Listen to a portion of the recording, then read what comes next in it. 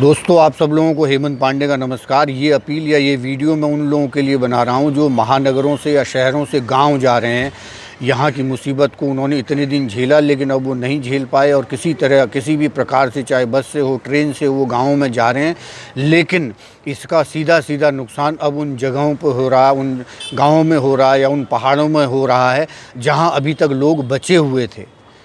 आपकी वजह से वहाँ पर बहुत दिक्कत हो रही है, परेशानियाँ हो रही हैं, शासन प्रशासन सब हिला हुआ है, क्योंकि इस बीमारी से बचने की ना कोई किताब है, ना कोई नियम है, ना कोई कायदे हैं। सिर्फ यही है कि आप डिस्टेंस बना के चलिए, अपने आप को बचा के चलिए, दूसरे को बचा के चलिए।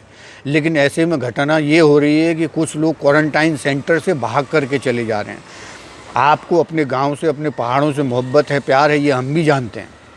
लेकिन आपके इस प्यार की वजह से, क्वारंटाइन से भागने की वजह से, आपके घर वाले, आपके परिवार वाले, आपके चाहने वाले, आपके शहर के लोग अगर उस बीमारी से ग्रसित हो जाएंगे तो ये बहुत दुख की बात होगी।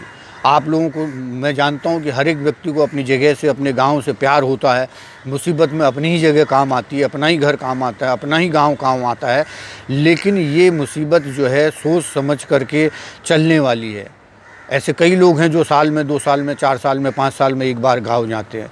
मैं आपको व्यक्तिगत रूप से बताऊं, मैं तो हर महीने या तो 2 महीने में एक बार हमेशा ही गाँव जाता हूं, अपने उत्तराखंड में जाता हूं।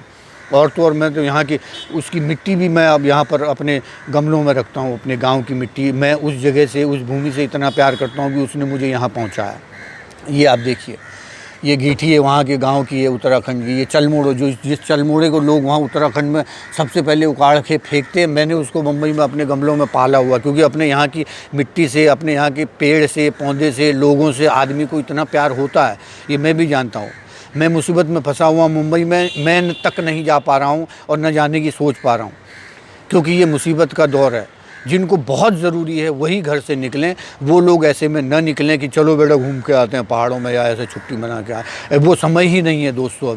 अभी अपने आप को बचाए रखने का टाइम है। पूरा शासन प्रशासन हिला हुआ है। कंप्लेन जगह जगह से आ रही है, कई जगह से पुलिस के दुर्व्यवहार की भी सूचना आ रही है। लेकिन अभी किसी को दोष देने की आवश्यकता ही नहीं है, पक्ष विपक्ष की बात करने की आवश्यकता ही नहीं है, राजनीति की बात करने की आवश्यकता ही नहीं है। अभी है देश को, राज्य को, शहर को, गांव को, परिवार को कैसे बचाएं। तो इसलिए आप सोच समझ कर ही अपने घर जाएं, अपने गांव जाएं। थोड़े समय की बात और है, इतना समय सब लोगों ने मुसीबत में काटा है, तो आप लोग भी थोड़ा धैर्य और रखिए। जो अति मुसीबत में, जो सड़कों पे हैं, जिनके पास रहने को घर नहीं है, वो लोग जा रहे हैं क्योंकि उनके पास ऑप्शन नहीं है।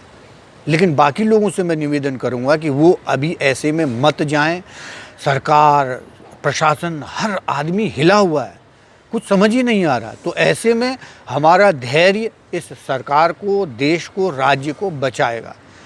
इस धैर्य रूपी आभूषण को आप बनाए रखें, बचाए रखें, और अपने परिवार को बनाए रखें, बचाए रखें। उन पहाड़ों को बचाए रखें जितने दिनों से, महीनों से उन्होंने तपस्या करके अपने पहाड़ों को बचाया था, रोग मुक्त रखा था। सिर्फ एक आध जिले रेड जोन में, बाकी सब ग्रीन में चले गए। तो उन लोगों को अब और ख़तरा बढ़ गया, क्योंकि वहाँ अगर किसी को कुछ हो गया तो कुछ हॉस्पिटल भी नहीं है वहाँ। किसी को गढ़वाल के गांव में कुछ हो गया तो उसको सीधे देहरादून लाना पड़ेगा, या कुमाऊं में कुछ हो गया तो सीधे मुंशियारी, कहाँ लास्ट बॉर्डर से फिर हल्द्वानी लाना पड़ेगा। और ऐसा नहीं है कि वहाँ सब सुख सुविधाएं हैं। इसलिए ये विपत्ति का काल है। बड़ी विपत्ति होने से हम अपने आप को बचा सकते हैं। इसलिए धैर्य रखो, धैर्य रखो, धैर्य रखो। भाई आ जानी यार तुम लोग क्वारंटाइन बटे। हाँ,